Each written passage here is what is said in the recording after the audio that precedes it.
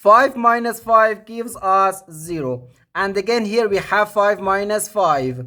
So 0 times 0 is just 0. But this answer is not correct. Because according to the order of operations, first we have to do parentheses, then exponents, then multiplication or division, and finally addition or subtraction. Remember that multiplication and division have equal priority and we have to work from left to right. And the same applies to addition and subtraction.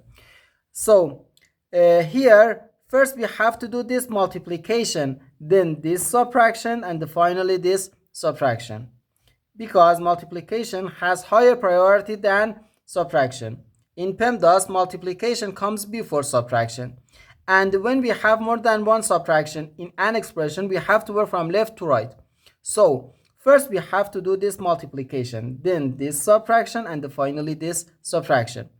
If we do this subtraction before this multiplication, it is wrong.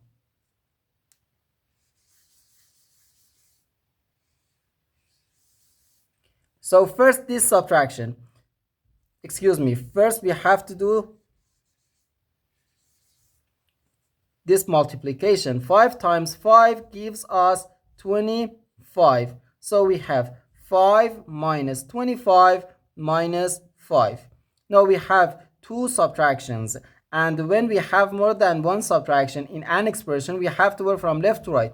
So here first we have to do this subtraction. 5 minus 25 gives us negative 20. So negative 20 minus 5, which equals negative 25. And this is our final answer to this problem. The correct answer is negative 25.